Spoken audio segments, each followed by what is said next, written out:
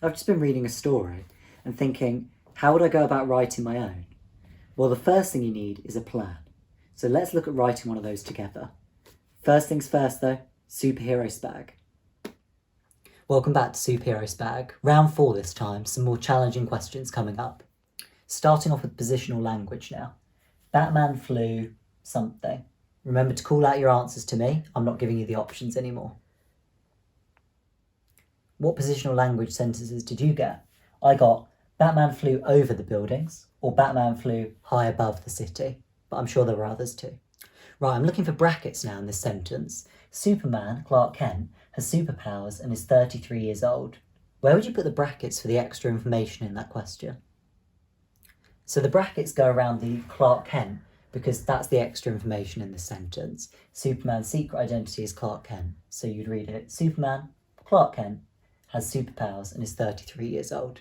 You could also remove the bracketed information and the sentence would still make sense. Now, this is a tricky one. We're looking for a relative clause in this sentence. The Flash, who was running incredibly fast, sped past the building. How would we identify a relative clause there? Think carefully. Be ready to shout out your answer. So, did you find the relative clause? It's actually this section in the middle of the sentence. Who was running incredibly fast. Now, the way to identify it is a relative clause is extra information about the main subject of a sentence. It also starts with a relative pronoun. So pronoun is a word that replaces a noun. Who, so who is our relative pronoun because it's talking about the Flash, instead of just repeating that again. So the Flash, who was running incredibly fast, extra information about the Flash, sped past the building. I've done something here called embedding the relative clause, which is where, using 2 commas, you place the extra information in the middle of the sentence, but it could easily have been added at the end of the sentence as well, and still been a relative clause. Right, bit of a challenge for you now as our last thing before we start working.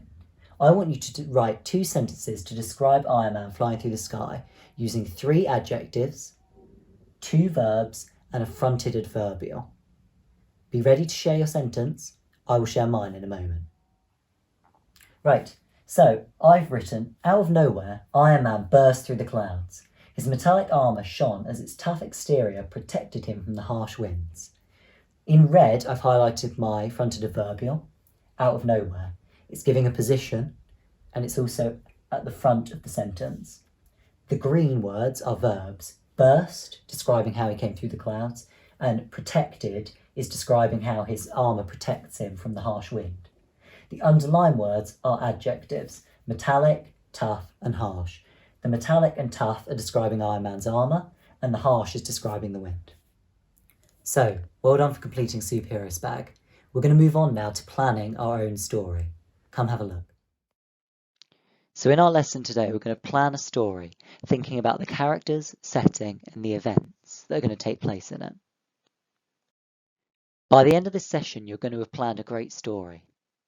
But we need to think about the elements that make up a good story. Setting, where it takes place, the characters, who's going to be in the story, what problem they might have, how they solve the problem, and how the story ends. We're going to think about each of these 5 elements and plan them. Then, later on, we're going to write our own story. To help us, we're going to use something called a storyboard. Take a moment and think, what is a storyboard? What does it do? Be ready to call it out. Did you get it? This is my definition. A storyboard helps you to plan a story without writing it all out. It might look like this, a grid with 6 chunks. Setting, characters, opening, problem, how it's solved, and ending. We're going to use this storyboard to help us plan each individual element today. Our first thing to think about then is a setting for a story. We know what a setting is. It's where a story takes place. We've had a look at writing a setting description in a previous lesson, so if you've already written one, you could use this, or you could write a new one, choosing from one of the pictures below. Take a moment just to note down some of the features of the setting. Then you add the notes that you've written on a setting to your storyboard. you can see in the setting box I've written, the story starts on a rickety pirate ship before they find a deserted island in the middle of the crystal blue sea. This is where I'm going to set my story, so I've written a few notes on that. You can see I've used some descriptions, so rickety, crystal blue sea, just so I can remember those adjectives and descriptions that I want when I do go on to writing my own story. Now we need to move on to look at the character section. So the next thing we need to choose are our characters. 2 or 3 characters are usually enough for a short story. Here's how to make them sound real. You have to give them suitable names for the context of your story. So for my story, for example, the pirate story, I might have characters like Captain Pegleg or Scarface Bill, Sly Sam or One-Eye Pete. If you're writing a story about astronauts, you might have someone like Commander Ben Lewis, Assistant Commander Buzz Owens, or Captain Tilly Jones. Don't just use your friend's name in a story, because anyone who knows you will start to think about that person instead of the character that you're describing. To give them some more life, you could describe what they look like and how they move. For example, a wizened old man shuffling about the house in slippers, a giant hairy orange caterpillar creeping slowly along, a 10-year-old girl, rather small for her age, skipping merrily along the street, her long fair hair flying in the wind. You might also want to try to show how they feel using adjectives and adverbs. For example, tired, excitedly, grateful, angrily, happy, sadly, curious, worriedly, relieved, nervously. Remember, we wrote character descriptions in a previous lesson, so you could use those characters, or if you're creating new ones for your story, try to write some details like we did in that lesson. Pause the video now, give yourself some time to note down the characters you're going to use. Then come back. You can see how I've added them to the storyboard on the next slide. So you can see on my storyboard in the characters section, I've written a few names. So I've chosen 3, Captain Pegleg, and then I've just written some words to describe him. Brave, wise, commanding, and he has a bushy black beard. So I've given a bit of description about his appearance, but not a lot yet. I can flesh that out in my story. Scarface Bill. He has a ruby red scar torn across his face. He's tough and gruff. And then there's Sly Sam, who's a trickster, greedy, devious, and cowardly. Add in your details to your storyboard or however you're noting it now, and then we'll look at writing an opening. Right, an opening then. So a lot of people ask, how do I start a good story? Well, there's lots of different ways you could start. So let's look at 3 different examples. Firstly, you could start with dialogue straight away, like this.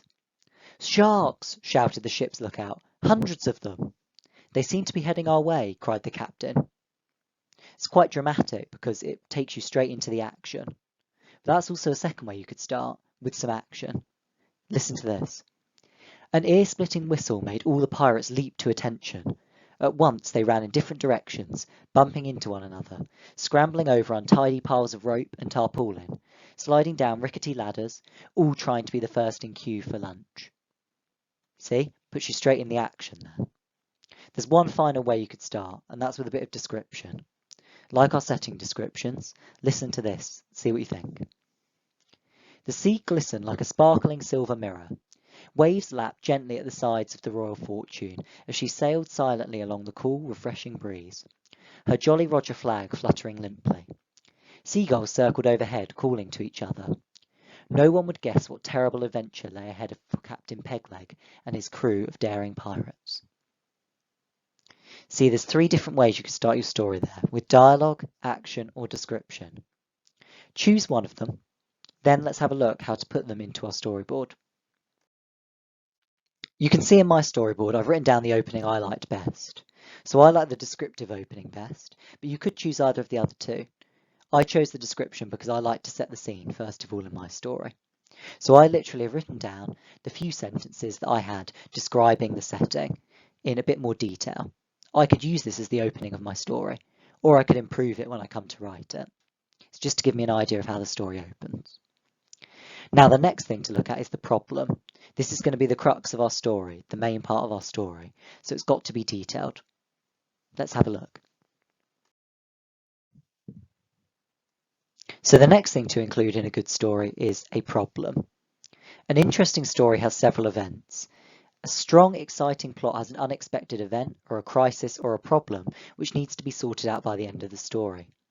Your story could contain more than one problem, but seeing as we're only writing a short story for now, it makes sense just to choose one. There could be an accident, someone or something could get lost, a machine could break down, something important could get stolen, or there could be a betrayal within your group of characters. These are just some examples of problems you could use. You might have a different one in your mind that you've come up with that fits your story better. That's fine. Take some time just to note down what the problem is that your characters are going to overcome. Then let's have a look on our storyboard at how I've added in my problem. So you can see on my storyboard I've added in my problem in the problem section. The group discover a treasure hoard on the island, but Sly Sam gets greedy and attempts to steal it all for himself. That's my problem that the characters are going to overcome by the end of the story.